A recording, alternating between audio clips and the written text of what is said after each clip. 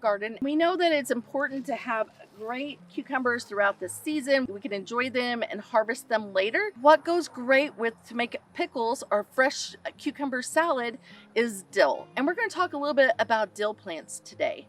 This is our dill plant that we planted from seed. Now you might see something like this on the side of the road, and that is actually in the same family, but it is wild parsnip. And we don't want to grab anything that we haven't planted that we can identify from seed. This one was planted from seed, and so we have this great plant. It's going and it's thriving. This is a dill plant that we can use multiple parts of this plant.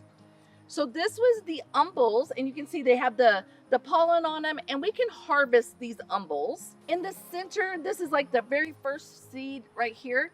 This one has actually already been pollinated, and it's going to set seed, and we can harvest the seeds later into the season.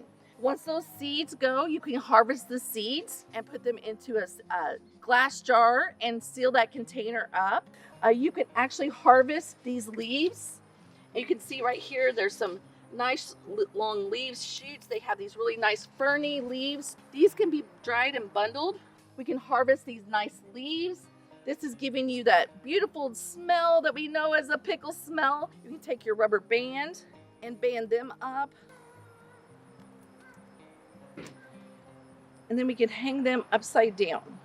So this is a great plant to incorporate in. If you've never grown it from dill, it's very easy to plant some seeds and have lots of plants to have for fresh cucumbers and all those dishes that we love in the summertime.